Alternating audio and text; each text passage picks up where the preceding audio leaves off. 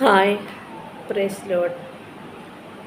ദൈവത്തിൻ്റെ സാന്നിധ്യത്തിൽ എല്ലാവർക്കും സന്തോഷം സമാധാനം എപ്പോഴും നിറഞ്ഞു വരട്ടെ. അതിനു മുമ്പ് നിങ്ങൾക്ക് കുറച്ച് സത്യങ്ങൾ അറിയണ്ടേ? ദൈവം എന്താണ് ഏതാണെന്നൊക്കെ അറിയാണ്ട് നമ്മൾ നട്ടോട്ടോടെയല്ലേ എന്തെങ്കിലും സമാധാനം കിട്ടാണ്ട് സന്തോഷം കിട്ടാണ്ട് ഒരു സന്തോഷത്തിലേക്ക് നമുക്ക് കടക്കാം. നാം തെറ്റുകാരാണെന്ന് ദൈവത്തിനറിയാം. അതിന് പാപമെന്ന് വിളിക്കുന്നു. പാപത്തിലുള്ള ശിക്ഷ മരണമാണ്.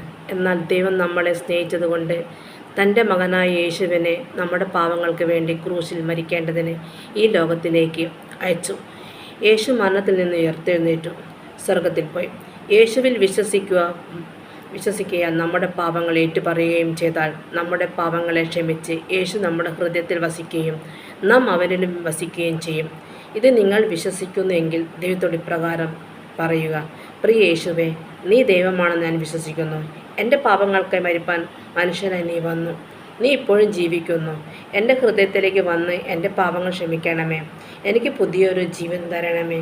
ഒരു ദിവസം നിന്നോട് കൂടെ ഞാൻ നിരന്തരം ആയിരിക്കും. നിനക്ക് വേണ്ടി ജീവിപ്പാനും അനുസരിപ്പാനും നിൻ്റെ മകളായിരിക്കാനും സഹായിക്കണമേ.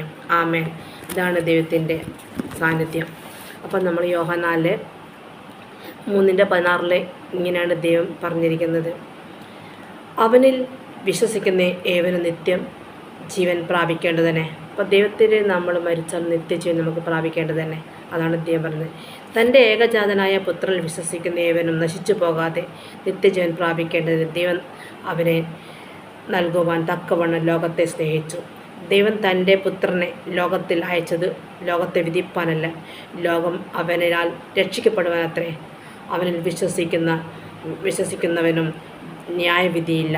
വിശ്വസിക്കാത്തവന് ദൈവത്തിൻ്റെ ഏകജാതനായ പുത്രൻ്റെ നാമത്തിൽ വിശ്വസിക്കാൻ ന്യായവിധി വന്നു കഴിഞ്ഞു. അപ്പം ന്യായവിധി എന്നതോ വെളിച്ചം ലോകത്തിൽ വന്നിട്ടും മനുഷ്യരുടെ പ്രവൃത്തി ദോഷമുള്ളതാകൽ അവർ വെളിച്ചത്തേക്കാൾ ഇരുളിനെ സ്നേഹിച്ചു തന്നെ. അപ്പം നമ്മൾ ലോകത്തിലേക്ക് വെളിച്ചത്തിലേക്ക് വന്നിട്ടും ദൈവത്തിനെ അറിയാതെ ഇരുളിലേക്ക് നമ്മൾ പോവുകയാണ്. അപ്പം നമ്മുടെ ജീവിതം വീണ്ടും ശാപമായി മാറും. അപ്പോഴാണ് ദൈവം നമുക്ക് വേണ്ടി ലോകത്തിലേക്ക് വന്നു. ദൈവം മരിച്ചു, നമ്മുടെ പാപങ്ങളെ കഴുകി ദൈവം സ്വർഗ്ഗാരോഹണം ചെയ്തു. ആ വെളിച്ചത്തിലേക്ക് ദൈവം നമ്മളെ വീണ്ടും കൂട്ടുവാനാണ് ദൈവം നമ്മളെ ഓരോരുത്തരെയും നിരന്തരം വിളിക്കുന്നത്. ഈ ലോകത്തെ വിധിപ്പാനല്ല, നമ്മളെ ഈ ലോകത്തെ രക്ഷിപ്പാൻ അത്ര ദൈവം വന്നത്.